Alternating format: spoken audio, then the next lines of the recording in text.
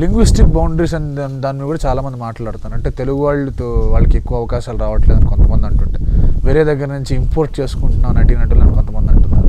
జగపతి బాబు లాంటి వాళ్ళేమో నేను వేరే లాంగ్వేజ్లో చేస్తాను కదా, నేను కామెంట్ చేయకూడదని చెప్పేసి ఆయన అనడం కూడా జరిగింది.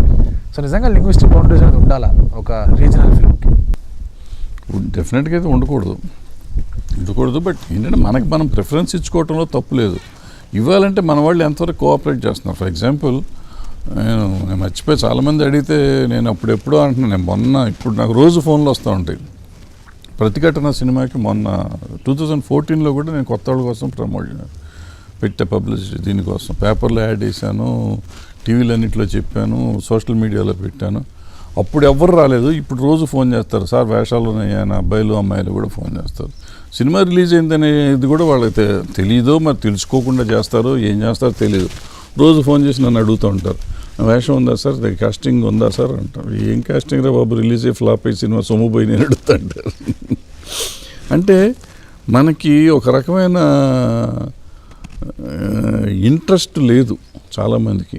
ఊరికే చెప్తూ ఉంటారు తప్పిస్తే మేము వచ్చి ఎవరి దగ్గరికి వెళ్తారు, ఆ టీవీలో స్క్రోల్ వేస్తూ ఉంటారు రోజు. ఆ చీటర్స్ వాళ్ళంతా, వాళ్ళ దగ్గరికి వెళ్ళి వీళ్ళు మోసపోయి ఇండస్ట్రీ మోసం చేస్తుంది అంటూ ఉంటారు.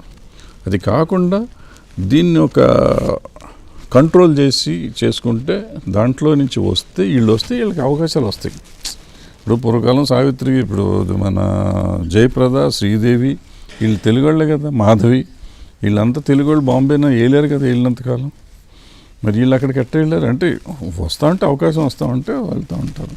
భానుప్రియ చెల్లెలు కూడా వెళ్ళింది అక్కడ హిందీకి.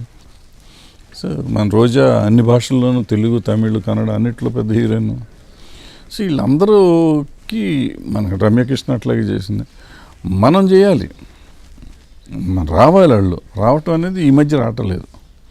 ఈ మధ్య ఎందుకు రావట్లేదు అనే దానికి నా దగ్గర సమాధానం లేదు, రావట్లేదు. వస్తే డెఫినెట్గా అందరికీ అవకాశాలు ఉంటాయి. వాళ్ళు వచ్చేది ప్యాషన్తో రావాలి. ఊరికే వచ్చారు, రాగానే వేషం ఇచ్చేసారు, రాగానే చిరంజీవి గారితో వేయాలి, లేకపోతే చరణ్తో వేయాలి, ఎన్టీఆర్తో వేయాలి, ప్రభాస్తో వేయాలి అని వాళ్ళు అనుకుంటే కష్టం. రాగానే ఉంటుంది, అవకాశం వస్తుంది. ఒక్కోసారి రావచ్చు, ఒకసారి రాకపోవచ్చు. సో ఇప్పుడు మీరు అన్నారు టీవీలో స్క్రోలింగ్స్ అవన్నీ వస్తూ ఉంటాయి, దాన్ని కంట్రోల్ చేసే విధంగా ఇండస్ట్రీ ఎలాంటి చర్యలు తీసుకుంటుంది? అంతకుముందు నేను ఉన్నప్పుడు తీసుకున్నాను, చాలా కాలం ఆపించాము. ఇవన్నీ టీవీల్లో, పేపర్లో యాడ్స్ అన్నీ ఆపాము. ఇప్పుడు మళ్ళీ వస్తున్నాయి, మళ్ళీ ఆపుతారు. మాట్లాడతాం. Like and subscribe Eagle Media Works.